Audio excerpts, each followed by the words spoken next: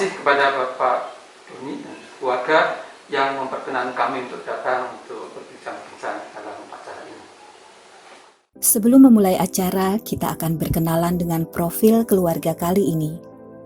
Dengan nama lengkap Doni Johan Femumeh, akrab dipanggil Pak Doni, lahir di Jakarta 21 Oktober.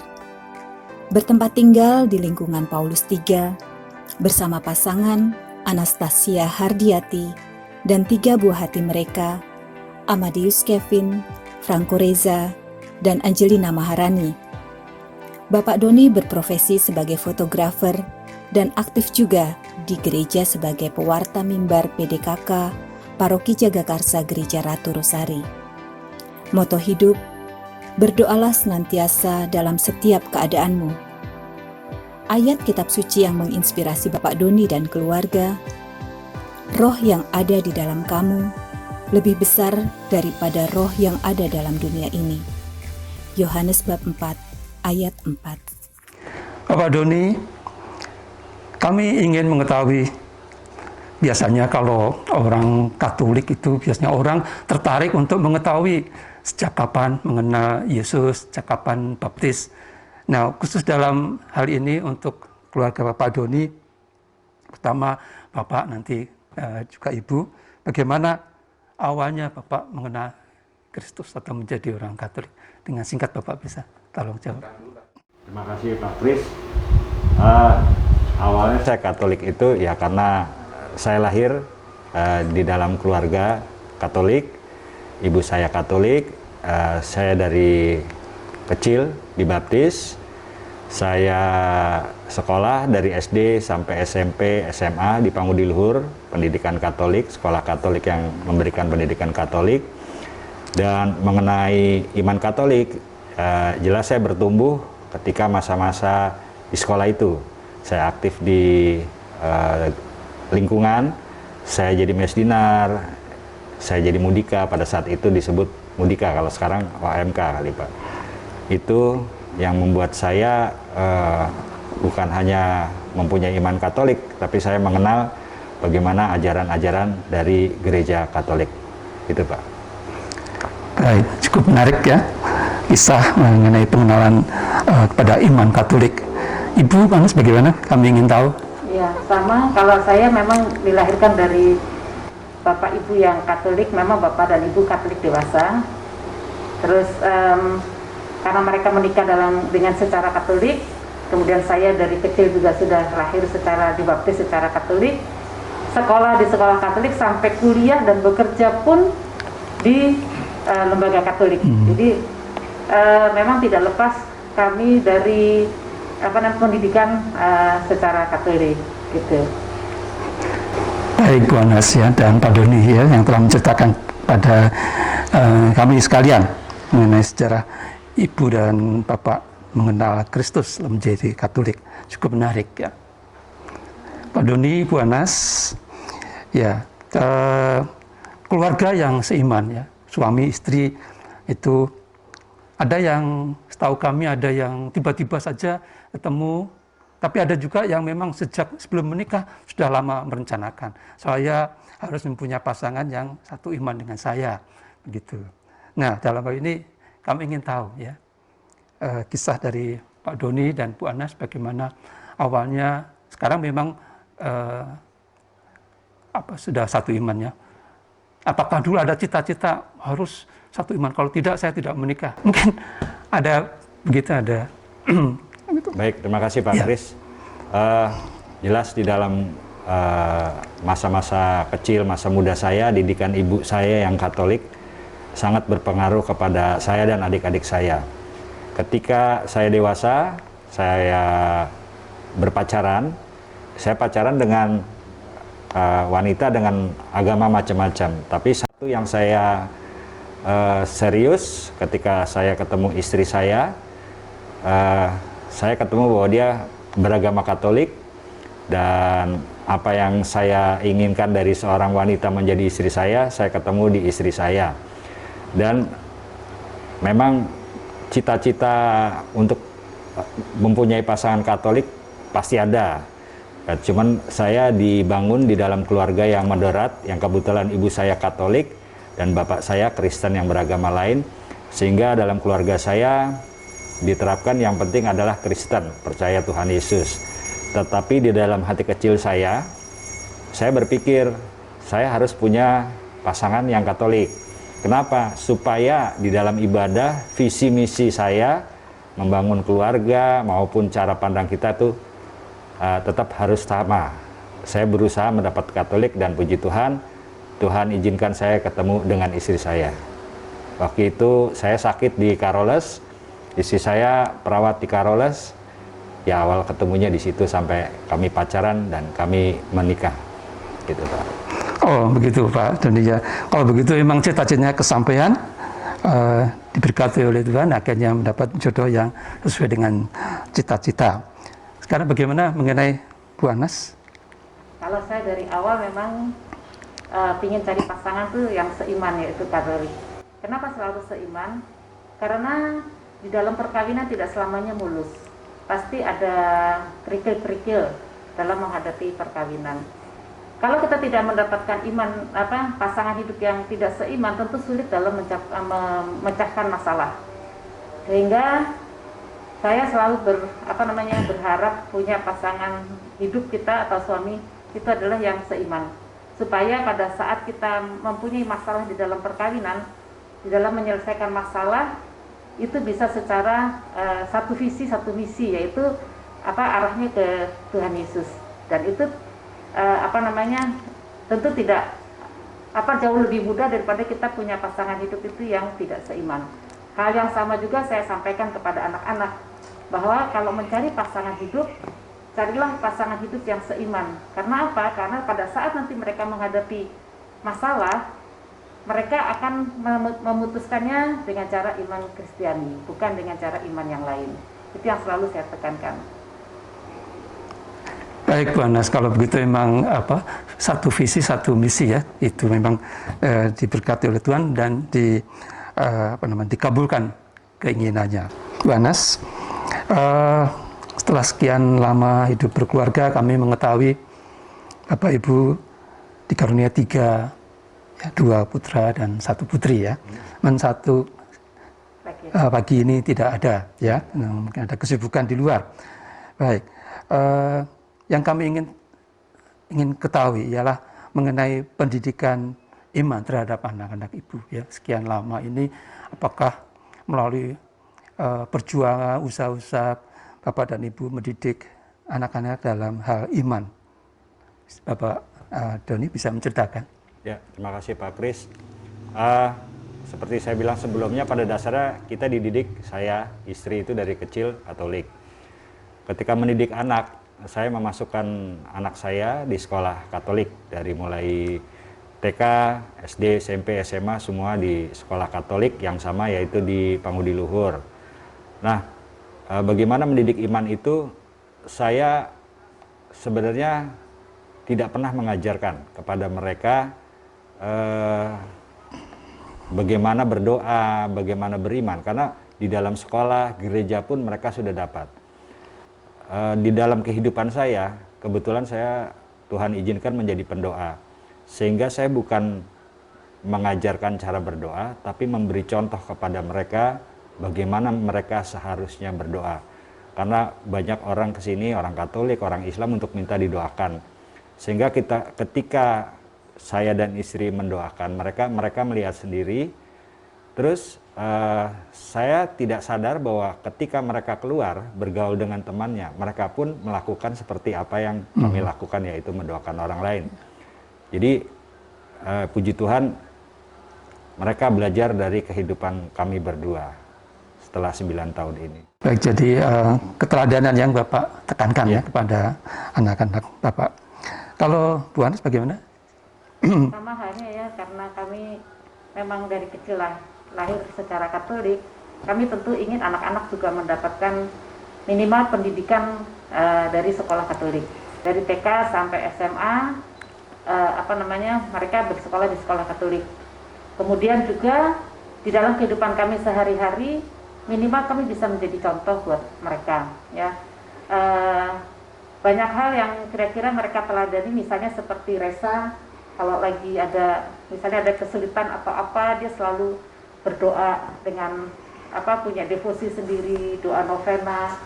Jadi pernah dia menghadapi masalah, waktu itu dia minta didoakan. Jadi di dalam hal ini memang saya selalu berusaha untuk terbuka dengan anak-anak, walaupun anak-anak mungkin jarang berkomunikasi, tapi kita sebagai ibu selalu lihat ada perubahan sama mereka. Waktu Resa sedang ada masalah, saya lihat ada apa dengan kamu, dia nggak mau cerita.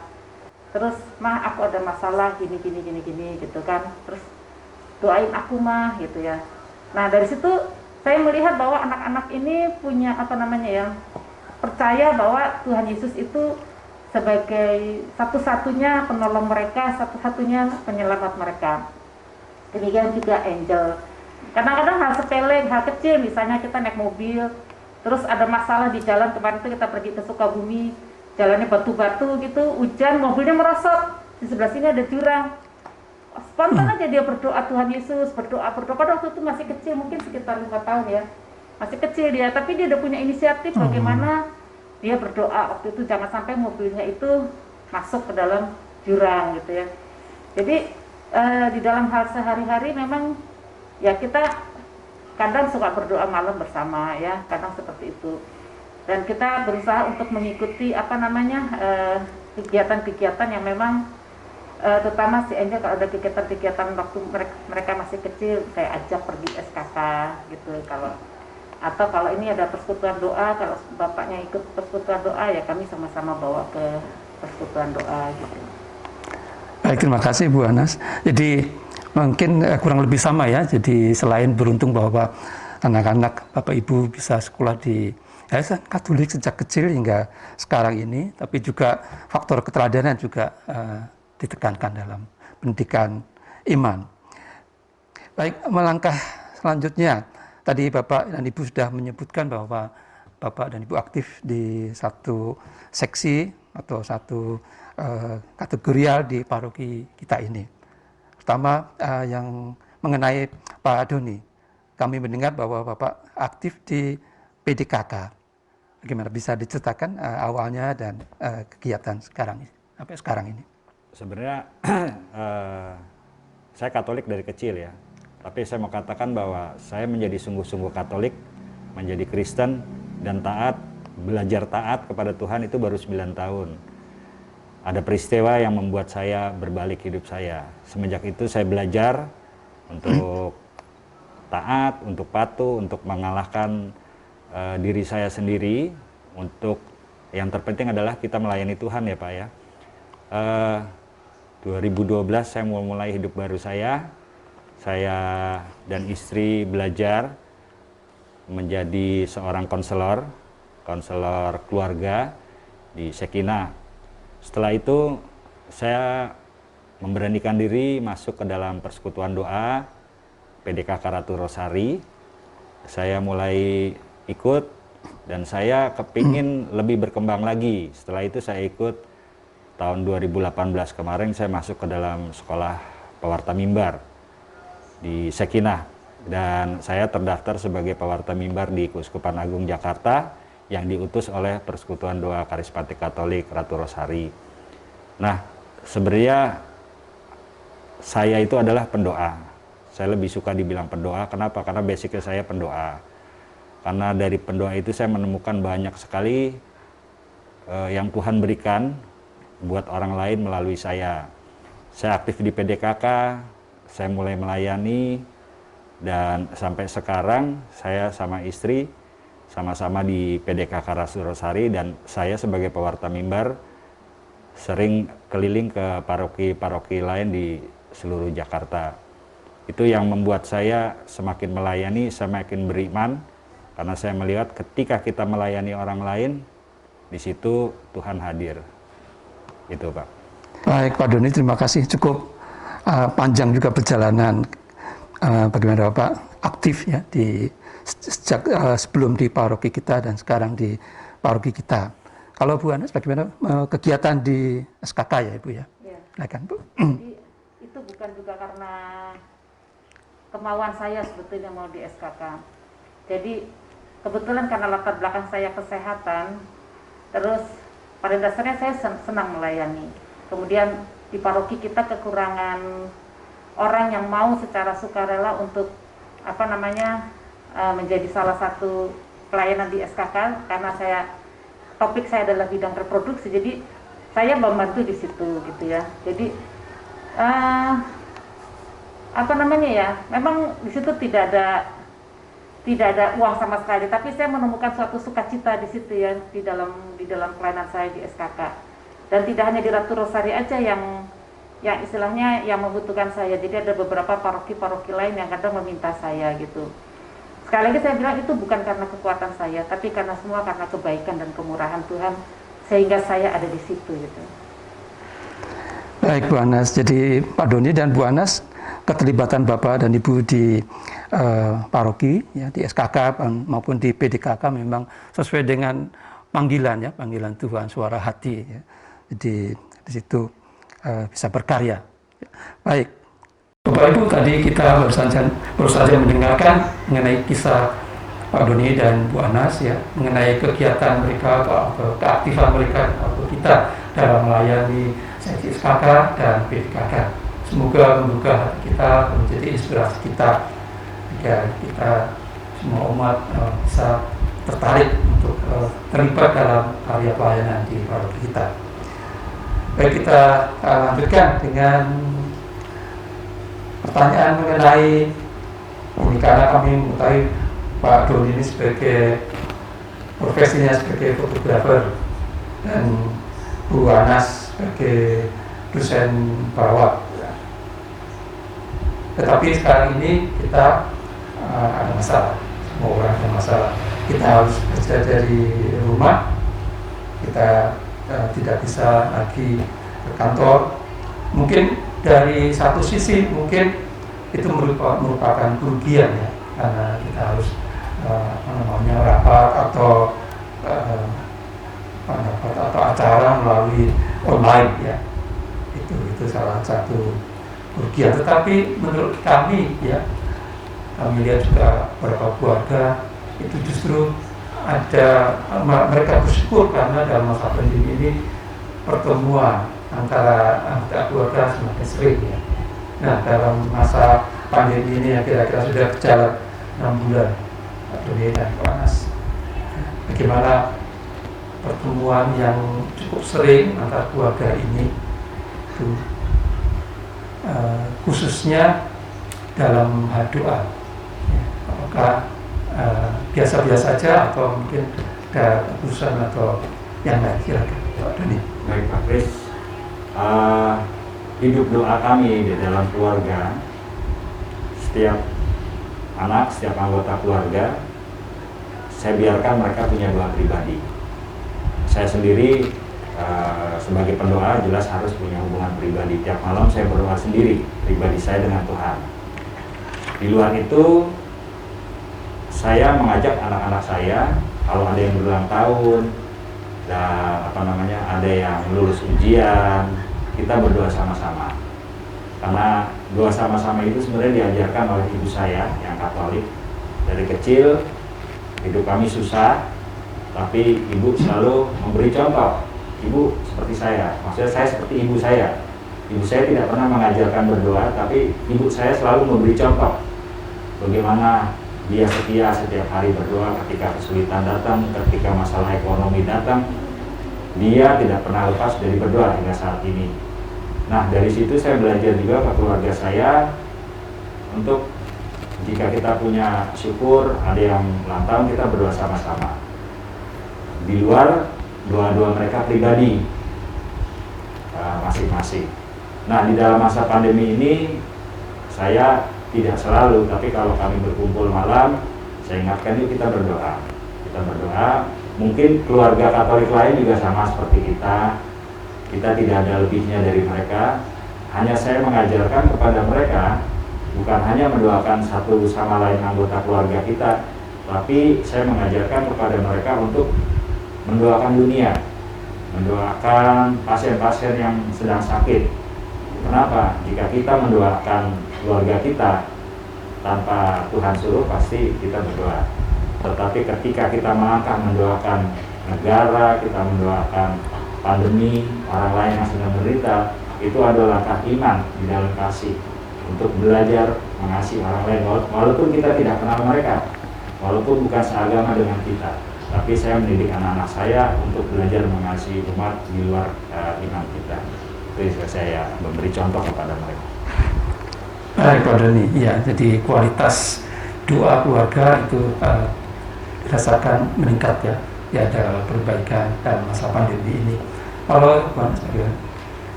sama seperti apa yang dikatakan sama suami saya, hanya bedanya memang waktu di awal-awal masa pandemi kami memang mengalami WFH, tapi itu tidak lama, hanya sekitar 2 minggu. Karena sebetulnya saya lebih banyak waktu saya itu untuk di perusahaan yang lembaga training. Di sana itu saya melatih para tenaga kesehatan, baik dokter dan perawat. Sehingga saya terpaksa harus masuk ke kantor, tidak mengalami WFH. Ya memang kendalanya banyak. Pertama, kendaraan umum tentu sulit, ya. Kemudian akses dan lain sebagainya. Memang sempat khawatir pasti ada. Karena saya kan banyak berinteraksi dengan para tenaga kesehatan yang yang bersentuhan langsung dengan pasien COVID ya. Nah jadi ya memang selain kita berusaha melindungi diri sendiri ya sesuai dengan protokol kesehatan, tentu saya juga mengandalkan kepada Tuhan Yesus ya. Nggak mungkin istilahnya kita bisa seperti sekarang ini kalau bukan karena kemurahan Dia sampai detik ini ya. Ya puji Tuhan, kemarin rapid test hasilnya negatif ya.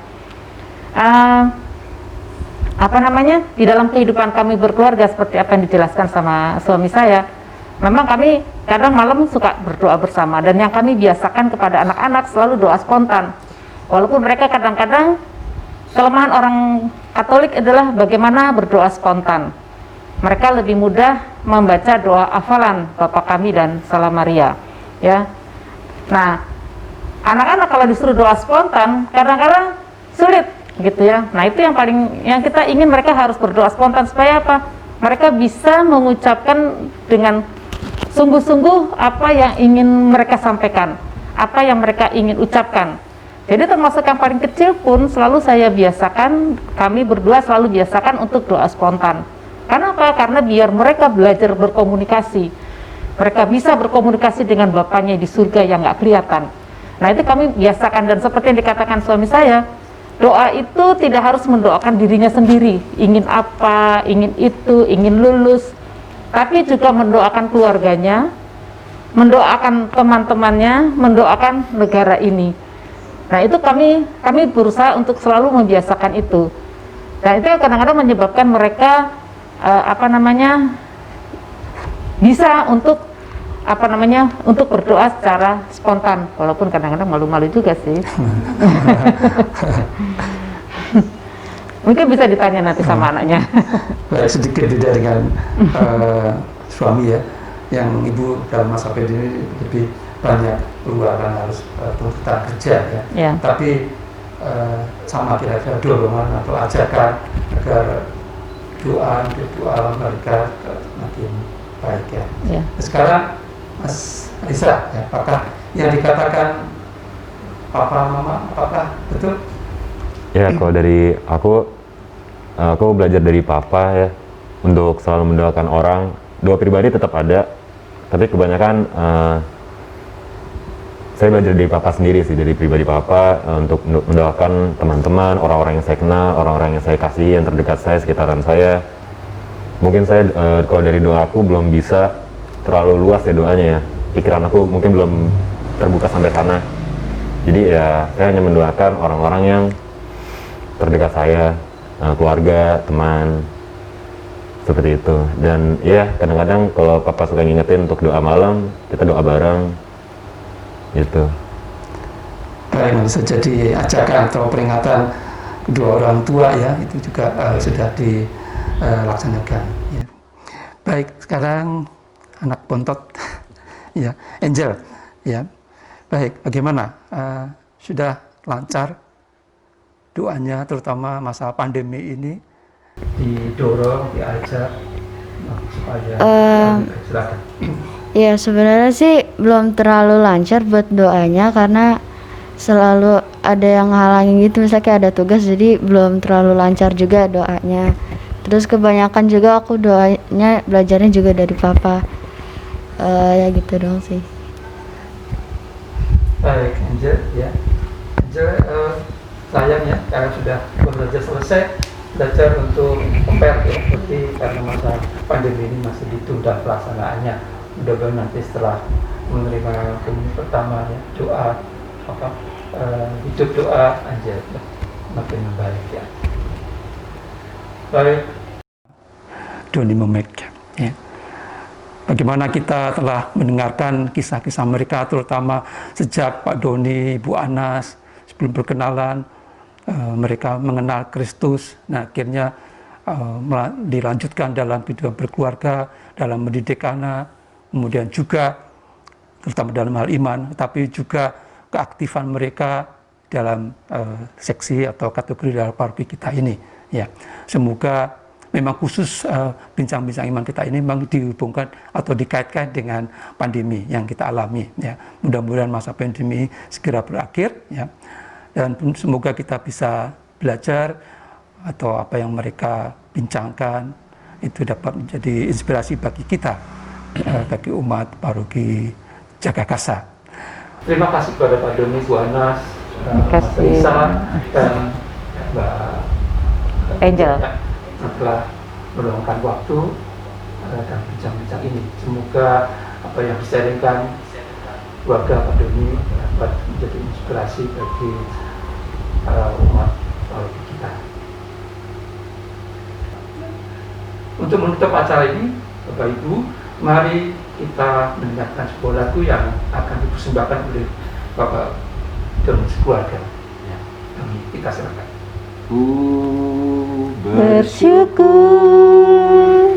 sebab Engkau setia, ku memujimu karena Kau sangat baik, mulialah Allahku, ku tinggikan, ku agungkan sepanjang hidupku. Terima kasih.